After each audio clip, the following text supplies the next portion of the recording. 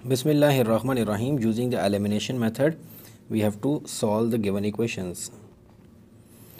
So elimination method के through मुझे given equation को solve करना है.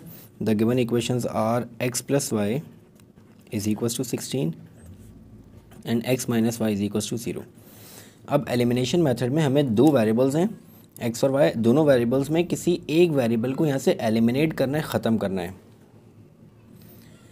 अब एक वेरिएबल को एलिमिनेट करने के लिए हमें जिस वेरिएबल को मैं एलिमिनेट करना चाह रहा हूँ उस वेरिएबल के कोफिशिएंट दोनों इक्वेशन में सेम आने चाहिए, या सिंपली ये कि वो वेरिएबल एलिमिनेट हो सकता है जिसका कोफिशिएंट दोनों इक्वेशन में सेम आ रहा हो. अब यहाँ पे इस इक्वेशन में x का कोफिशिएंट 1 और यहाँ पे भी 1, यानी x के कोफिशिएंट दोनों इक्वेशन में सेम आ रहे हैं. y का कोफिशिएंट भी 1 और यहाँ पे भी y का कोफिशिएंट 1. तो दोनों x के कोफिशिएंट भी सेम आ रहे हैं, y के कोफिशिएंट भी सेम आ रहे हैं. अब नेक्स्ट ये कि अगर तो मैं x को एलिमिनेट करना चाहता हूँ तो मुझे दोनों इक्वेशंस को सब्ट्रैक्ट करना पड़ेगा, क्योंकि यहाँ पे दोनों x के कोफिशिएंट के साथ पॉजिटिव साइन है. तो इसको यहाँ से एलिमिनेट करने के लिए मुझे सब्ट्रैक्ट करना पड़ेगा. जब सब्ट्रैक्ट करूँगा तो x, ये नीचे वाला जो x है इसका साइन पॉजिटिव से चेंज होकर नेगेटिव हो जाएगा, और ये x पॉजिटिव और ये नेगेटिव x हो जाएगा, तो ये कैंसिल आउट हो जाएंगे. तो जब भी किसी भी वेरिएबल जिस वेरिएबल को आप एलिमिनेट करना चाह रहे हो, जब उसके कोफिशिएंट सेम हों और सेम कोफिशिएंट के सेम साइन हों, तो उन दोनों इक्वेशन को आपको सब्ट्रैक्ट करना पड़ता है ताकि एक साइन चेंज हो जाए, और एक साइन चेंज होने के बाद वो दोनों वेरिएबल्स कैंसिल आउट हो जाएं. सेकंड, अगर मैं y की बात करूं तो y में दोनों कोफिशिएंट 1 यहाँ पे पॉजिटिव, यहाँ पे 1 नेगेटिव. तो ऐसी कंडीशन में जब डिफरेंट साइन आ रहे हों तो आपको दोनों इक्वेशंस को ऐड करना पड़ता है. जब आप ऐड करोगे तो y से y कैंसिल आउट हो जाएगा. तो आपने ये दो पॉइंट्स ध्यान में रखने हैं एलिमिनेशन के लिए. पहला ये कि जिस वेरिएबल को आपको एलिमिनेट करना है उसके कोफिशिएंट दोनों इक्वेशन में सेम होने चाहिए, या सिंपली ये कि वो वेरिएबल एलिमिनेट हो सकता है जिसके कोफिशिएंट दोनों इक्वेशन में सेम आ रहे होंगे. सेकंड ये कि अगर तो दोनों कोफिशिएंट के सेम साइन है, जो वेरिएबल के साथ कोफिशिएंट होगा उसके दोनों सेम साइन है, तो आपको फिर दोनों इक्वेशन को सब्ट्रैक्ट करवाना है, और अगर डिफरेंट साइन है तो फिर दोनों इक्वेशंस को ऐड करना है. तो अगर तो मैं x को एलिमिनेट करना चाह रहा हूँ तो फिर मुझे सब्ट्रैक्ट करना पड़ेगा. अगर मैं y को एलिमिनेट करना चाह रहा हूँ तो मुझे दोनों इक्वेशंस को ऐड करना पड़ेगा. मेरे रिस्पेक्ट से मुझे जो आसान लगता है वो ये कि मैं अगर दोनों यहाँ पे दोनों पॉसिबिलिटीज़ हैं, तो ज़्यादा आसान मेरे लिए यह है कि मैं दोनों इक्वेशंस को ऐड करूं, यानी y को यहाँ से एलिमिनेट कर दूं. और y को एलिमिनेट करने के लिए मैं यहाँ पे दोनों इक्वेशंस को ऐड कर देता हूं. तो एडिंग इक्वेशन 1 और 2, तो ये आ जाएगा मेरे पास x plus Y is equals to 16, x minus Y is equals to 0. दोनों को ऐड अप करूँगा तो ये दोनों इक्वेशंस ऐड हो जाएंगी. तो x और x ऐड होंगे तो ये हो जाएगा 2x. Positive y negative y के साथ ऐड होगा तो ये कैंसिल आउट होकर 0, और 16 प्लस 0 16. नेक्स्ट हमारे पास x इज़ इक्वल्स टू, यहाँ पे 2 मल्टीप्लाई हो रहा है, x की वैल्यू फाइंड आउट करनी है तो 2 यहाँ पे आके डिवाइड हो जाएगा. 16 divide by 2, it means that the value of x will be 2 8s are 16, the value of x will be 8. तो यहाँ से मेरे पास 8 वैल्यू ऑफ x आ गई. अब जब x की वैल्यू आ गई, अब ये x की वैल्यू निकालने के बाद अब इस वैल्यू को बेशक अब यहाँ पे अगर y की वैल्यू निकलती है यहाँ पे, तो जो भी वैल्यू यहाँ पे निकलती है x की या y की, उस वैल्यू को आपने दोनों में से किसी भी इक्वेशन में पुट कर देना है. तो इसको मैं पुट कर देता हूँ, पुटिंग इन इक्वेशन 1 या 2 में किसी में भी आप पुट कर दें.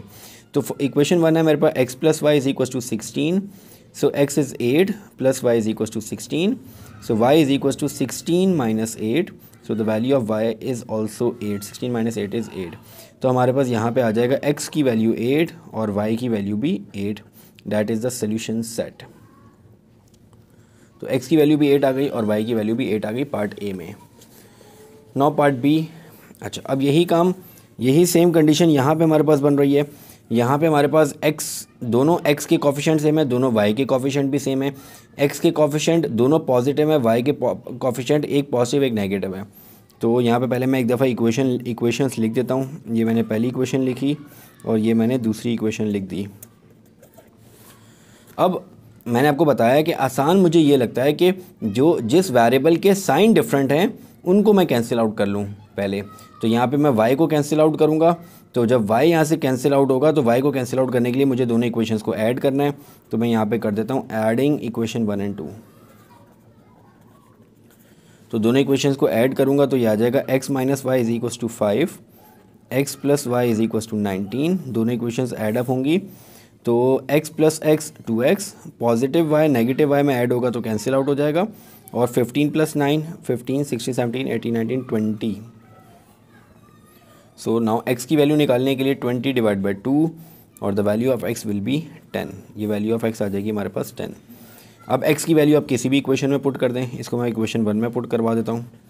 पुटिंग इन इक्वेशन 1, इक्वेशन 1 में पुट करूँगा तो इक्वेशन 1 है मेरे पास x minus Y is equals to 5।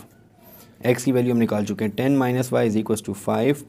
अब मुझे y की वैल्यू फाइंड आउट करना है। y यहाँ पे नेगेटिव है तो y को मैं उस तरफ ले जाता हूँ तो y यहाँ पे आके पॉजिटिव हो जाएगा और 5 यहाँ पे आ जाएगा तो 10 minus 5।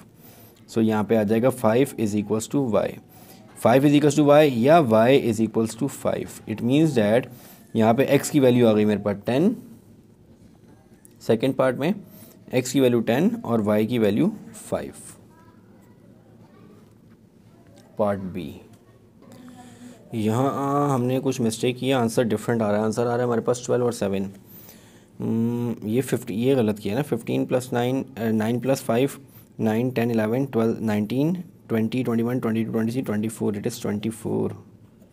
So 24 divide by 2 is 12 और यहाँ पे 12 पुट होगा तो ये 12 माइनस 5 और 12 माइनस 5 आ जाएगा हमारे पास 7। तो ये आ जाएगी 7। तो the value of y is 7 और the value of x is 12। The value of x is 12 और y की वैल्यू आ जाएगी 7। Now moving to the part C. अब पार्ट सी में जो मुझे इक्वेशंस गिवन है, एक दफ़ा मैं इनको इक्वेशंस को लिख लेता हूँ। 11x plus 4y is equals to 12, 9x minus 4y is equals to 8। अब यहाँ पे x के तो कॉफिशेंट डिफरेंट हैं, y के कॉफिशेंट सेम आ रहे हैं और कॉफिशेंट भी डिफरेंट साइंस के साथ आ रहे हैं। तो सिंपली मुझे दोनों इक्वेशंस को ऐड अप करना है। जब दोनों इक्वेशंस को ऐड अप करूँगा, अब यहाँ पे कॉफिशेंट भी सेम आ रहे हैं और साइंस भी डिफरेंट है, तो मैं दोनों इक्वेशंस को ऐड अप करके y को एलिमिनेट कर देता हूँ यहाँ से। तो यहाँ पे मैं कर देता हूँ एडिंग इक्वेशन 1 एंड 2। तो ये आ जाएगा 11x plus 4y is equals to 12, 9x minus 4y is equals to 8। अब दोनों को ऐडअप करूँगा तो 11 plus 9 is 20x। y positive 4y negative 4y से कैंसिल आउट होकर एलिमिनेट हो जाएगा और 12 प्लस 8 इज़ 20। सो x की वैल्यू फाइंड आउट करने के लिए 20 और ये 20 यहाँ पे x से मल्टीप्लाई वहाँ पे आके डिवाइड हो जाएगा। 20 डिवाइड बाई 2 कैंसिल आउट होके the value of x will B 1। अब y की वैल्यू फाइंड आउट करने के लिए मैं इस x की वैल्यू को किसी भी इक्वेशन में पुट कर देता हूँ। पुटिंग इन इक्वेशन 1, इक्वेशन 1 में पुट करता हूँ तो ये आ जाए equation 1 is 11x plus 4y is equals to 12। So 11x plus 4y is equals to 12। So 4y is equals to 12 minus 11. So 4y will be equal to 12, 1. So the value of y will be 1 by 4. So the value of x is 1 and y is 1 by 4. This is the part C. Now part D. अब part D में हमारे पास y के coefficient दोनों different हैं। पहले मैं एक दफ़ा इक्वेशंस लिख देता हूँ यहाँ पे। y के दोनों कॉफिशिएंट डिफरेंट आ रहे हैं, x के कॉफिशिएंट सेम है। तो x के कॉफिशिएंट 1 और 1 सेम और साइंस भी डिफरेंट आ रहे हैं। तो सिंपली मैं यहाँ पे दोनों इक्वेशंस को ऐड अप करता हूँ और ऐड अप करने के बाद x को एलिमिनेट कर देता हूँ। तो एडिंग इक्वेशन 1 एंड 2, दोनों इक्वेशंस को ऐड अप कर देते हैं। 4y plus X is equals to 11, 3y minus X is equals to 3। तो दोनों को ऐड अप करेंगे तो 4 plus 3 7y, positive X negative X से ऐडअप होगा तो कैंसिल आउट हो जाएगा। 11 प्लस 3 11, 12 13 14। सो y की वैल्यू फाइंड आउट करने के लिए 14 यहाँ पे 7 आके डिवाइड हो जाएगा। 7 to the 14, the value of y is 2। Now value of x की वैल्यू फाइंड आउट करने के लिए मैं पुट कर देता हूँ y की वैल्यू को 2 इन इक्वेशन 1। तो इक्वेशन 1 है हमारे पास 4y plus X is equals to 11। तो ये आ जाएगा 4y की वैल्यू 2 प्लस 11 इज इक्वल्स तो x की वैल्यू आ जाएगी 11 minus 4 to the 8. So the value of x will be 8, 9, 10, 11, 3. So the value of x will be 3 and the value of y is 8, 2.